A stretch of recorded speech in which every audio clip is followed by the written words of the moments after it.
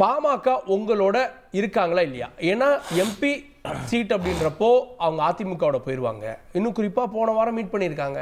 அப்போ பாமகவே இருக்கான்னு தெரியாதப்போ நீங்கள் எப்படி காற்றில் படம் வரைகிற மாதிரி ஆயிடாதா? விக்கிரவாண்டி இடைத்தேர்தல் நடைபெற்றது. அதுக்கு வேட்பாளரே தேசிய ஜனநாயக கூட்டணிக்கு இங்கே தலைமை தாங்கிய பாஜக தான் வேட்பாளர் அறிவித்தோம். பாமக வேட்பாளர் ஜி.கே. மணி அவர்கள் எங்கள் அலுவலகத்துக்கும் வந்தார், எங்கள் தலைவர்களை கூப்பிட்டாரு, அவங்க குடும்ப திருமணத்திற்கு அழைப்பு எடுப்பதற்காக எல்லாரையும் பார்த்தாங்க. அதனால் எல்லா சந்திப்புகளும் அரசியலாக தான் பார்க்கப்படுன்றதை ஒத்துக்கிறோம். இப்போ நீங்கள் சொல்கிற கணக்கு என்னென்னா, நாங்கள் ஏடிஎம்கேவோட போனால் எம்எல்ஏக்கள் ஜெயிச்சிடுவோம், அதனால் பாமக எங்களுக்கு எம்எல்ஏக்களுக்கு தேவை இருக்குது சார். 4 பேர் எம்எல்ஏ இப்போ இல்லை அதான் சொல்கிறேன். இப்போது 5 எம்எல்ஏக்கள் அவங்க ஜெயிச்சிருக்காங்க, அதிமுகவோட இருந்ததுனால ஜெயிச்சாங்க அப்படின்றாங்க.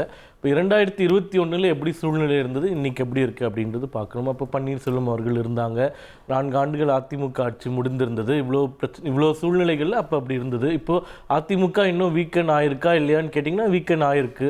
பாராளுமன்ற தேர்தல் முடிவுகளிலே நம்மளுக்கு தெரியுது. 13 இடங்களில் 3வது இடம், வைப்புத் தொகை இழந்து 7 இடங்கள். இந்த அளவுக்கு வரலாற்றிலே இல்லாத அளவுக்கு வீக்கெண்ட் ஆயிருக்கும் போது ஜெயிக்கக்கூடிய நிலைமையில் இல்லாத அதிமுகவோட பாமகக்கு போகிறதுனால என்ன லாபம் அப்படியும் கேட்கலாம் இல்லையா? ஆட்சி அமைக்கக்கூடிய நிலையில் இருந்ததுன்னா போனால் லாபம் இருக்கு அப்படின்னு சொல்லலாம். இல்லை, இன்னும் ஒரு இன்டர்னல் பாலிடிக்ஸ் தான். பாமகவில் 2 கருத்து நிலவுது. பாஜகவோட போகணுன்னு ஒரு கருத்தும், இல்லை அதிமுகவோட போகணுன்னு ஒரு கருத்துன்றது. இன்னைக்கு அது பெரும்பான்மை அதிமுகவோட போகணுன்றதா மாறிடுச்சு. அதுதான் எல்லாருமே சொன்னாங்க. ஆனால் பாராளுமன்ற தேர்தலில் யாரு கூட அவங்க கூட்டணி வைத்தாங்க? நீங்கள் சொல்ற மாதிரி பெரும்பான்மை கருத்து அப்படிதான் இருந்ததுன்னா எங்களோட கூட்டணிக்கு வந்திருக்க மாட்டாங்க இல்லையா? எங்களோட தான் கூட்டணி வந்தாங்க, தேர்தலை சந்திச்சாங்க. இடைத்தேர்தலில் வேட்பாளர் கூட நாங்கள் அறிவித்தோம், ஒத்துமையாக என்டிஏ கூட்டணியாக நாங்கள் இருந்தோம். சில விஷயங்களில் நிச்சயமாக கொள்கை முரண்பாடுகள் இருக்கும். திமுக கூட்டணியில் இருக்கிற மாதிரி எல்லாத்தையுமே சகிச்சுக்கிட்டு எங்களுக்கு ஆட்சி இருந்தால் போதும் அப்படின்னு எங்களால் இருக்க முடியாது.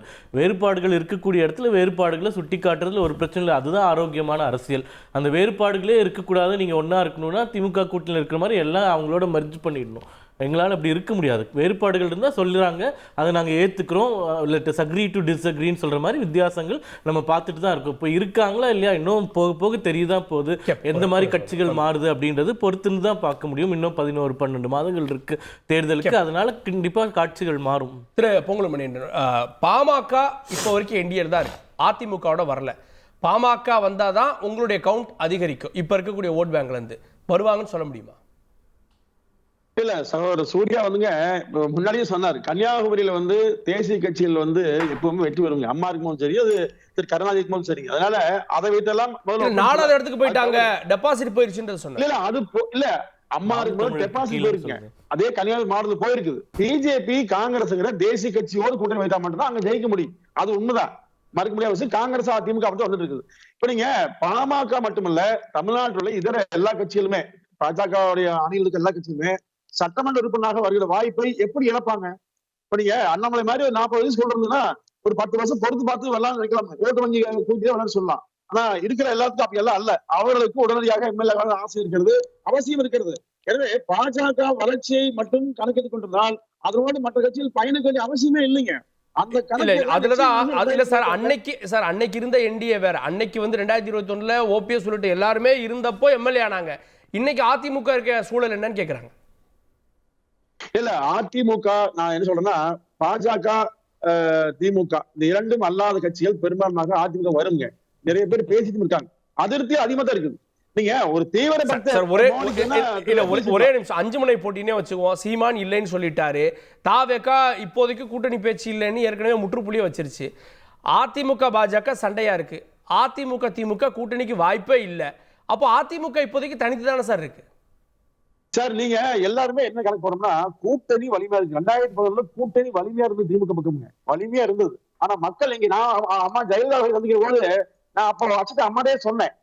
அது பத்திரிகை செய்தி கூட வந்திருக்கு. அதாவது மக்கள் முழுவதும் நம்மிடம் தலைவர்கள் அங்கேன்னு சொன்னாங்க. அதே மாதிரிதான் திமுகல தலைவர்கள் பெயர்கள் கூட்டணி கட்சியில் அங்கே இருப்பாங்க, மக்கள் புறம் அதிமுக வாக்களிப்பாங்க. காரணம் என்ன? மக்கள் பிறகு அமைதிக்கு பழைய சிரமங்களுக்கு கண்டும் காணாமல் கூட்டணி கட்சிகள் போகிற போக்கு, அந்த பழி சுமத்தை அவர்களும் ஆட்படுவாங்க. அதனால நிச்சயமாக கூட்டணி வலிமை என்று மட்டும் நினைக்க வேண்டாம்ங்க. தலைவர்கள் 10 பேர் இருக்கலாம், ஆனா கோடிக்கணக்கான மக்கள் இருக்காங்க. அவர்கள் ஓட்டளிப்பு என்பது நிச்சயமாக மாறி வருங்க. அதனால இது கூட்டணி பத்தி கவலையில் ஒன்று. இரண்டாவது, இந்த ஆட்சி மீது அதிருப்தி என்பது ஒரு 15% வாக்குகளை அதிமுகவுக்கு பெற்று தரும். இதுவே மிகப்பெரிய வலிமையாக அதிமுக வருங்க. இப்போ இப்படி வரும்போது பாருங்க 33-30% கடந்த 21 அதிமுக வாங்குச்சு. இப்போ 40% வாக்குகளை அதிமுக இதன் மூலமே பெறுங்க. கூட்டணி பலம் வருகிற போது 234 நிச்சயமாக திமுகவை தோற்கடிக்க முடியும். அதனாலதான் 2 ஆண்டுகளுக்கு முன்பிருந்தே திமுக மக்கள் பிரச்சனை பத்தி கவலைப்படாம தேர்தலை பற்றி பேசியிருக்காங்க.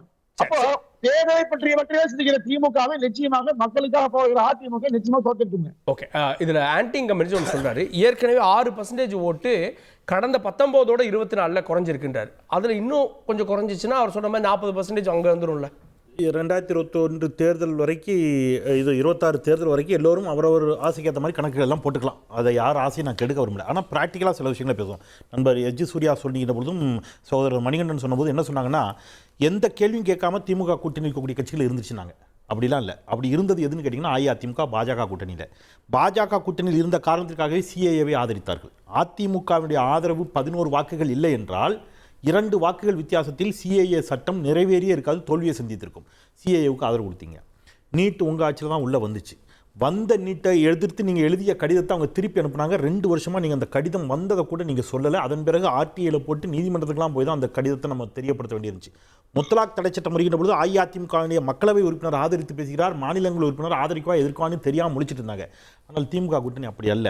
இந்த 4 ஆண்டு காலத்தில் திமுக ஆட்சியில் இருக்கக்கூடிய போதாமைகளை சுட்டிக்காட்டி அஇஅதிமுக நடத்திய போராட்டங்களை விட திமுகவுடைய தோழமை கட்சிகள் தான் அதிகமாக போராடி இருக்கின்றன.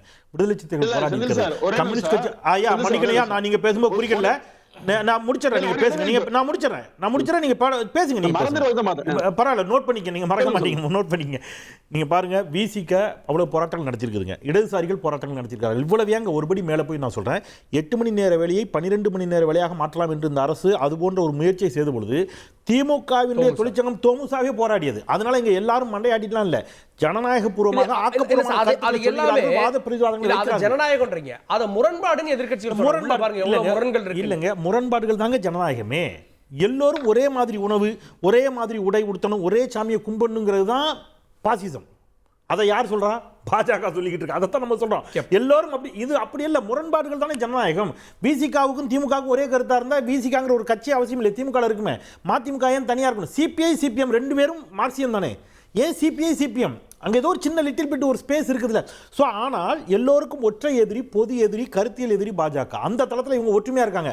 ஆனால் ஒன்றாக இருக்கிறார்கள் என்ற காரணத்திற்காக நான் ஒரே ஒரு வார்த்தை சொல்றேன். அந்த கருத்தியல் பொது எதிரி திமுக ஏன் மாறாது?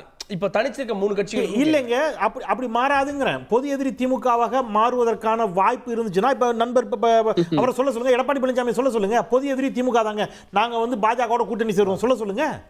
அது மாறாது. நான் ஒண்ணே ஒன்று சொல்லிடுறேன். நீங்க வாஜ்பாய் அவர்களோடு திமுக கூட்டணி வைத்த காலத்தில் கூட நீங்க சொன்னதுக்குலாம் அவங்க மண்டையாட்டல. அவங்க ஒரு பொது இது என்ன சொன்னாங்க, பொது செயல் திட்டம் ஒன்று போட்டு, காமன் மினிமம் ப்ரோக்ராம் ஒன்று போட்டு, அதில் கையெழுத்து போட்டு காஷ்மீருக்கான சிறப்பந்தஸ்து நீக்கக்கூடாது, பொது சிவில் சட்டம் கொண்டு வரக்கூடாது, ஹிந்தியை திணிக்கக்கூடாது, ராமர் கோயில் கட்டக்கூடாது. அதனால போகிற போக்கில் அந்த குற்றச்சாட்டை வைக்க வேண்டாம். ஓகே, கேட்கலாம். செய்திகளை உடனுக்குடன் தெரிந்து கொள்ள உடனே சப்ஸ்கிரைப் பண்ணுங்க.